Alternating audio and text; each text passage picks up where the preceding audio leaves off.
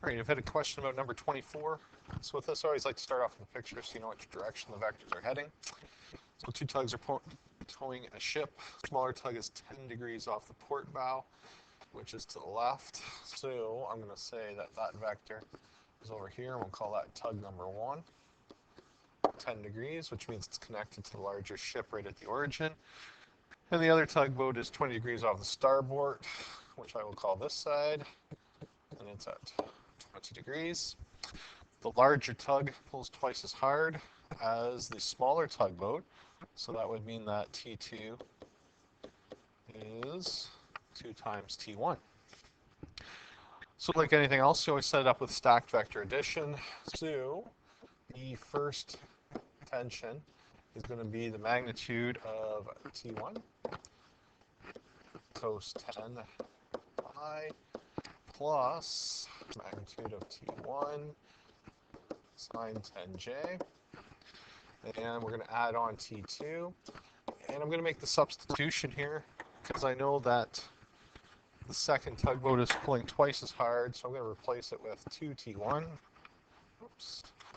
So it'll look like this, 2 magnitude of T1 cos 20I. And I got to be careful here because it does have a negative component according to my diagram. So the y component is going to be negative, so we subtract 2 times T1 sine 20J, which will allow me to calculate my resultant.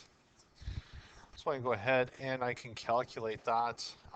Again, remember, the numbers are just coefficients from the T1s. So I'm just going to do cos 10 plus bracket 2 times cos 20. And that'll get me 2.86 magnitude of T1, because that's an unknown piece of information. And on the other side, I'm going to have sine 10. I'm going to have to subtract 2 times sine 20.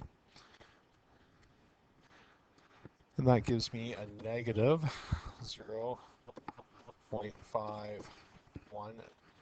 magnitude of T1J. Now we are fortunate, it just wants to know what direction it's moving, so we're just looking for the angle that the resultant vector is moving in. And we know that our resultant is the tan inverse of our delta y over delta x, or y component over x component.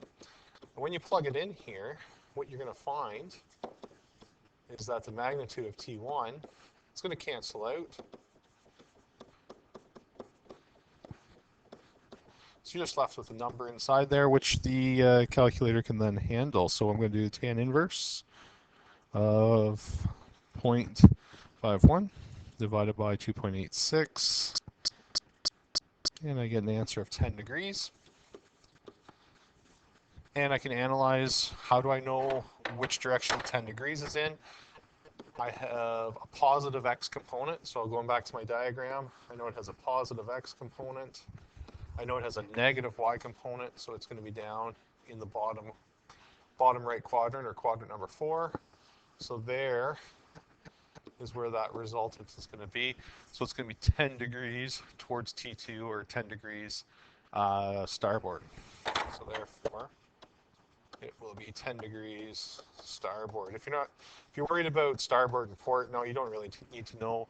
Port, the way I remember port, is 4 letters. So is the word left.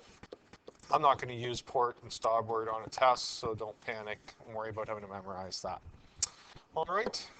If any questions, let me know.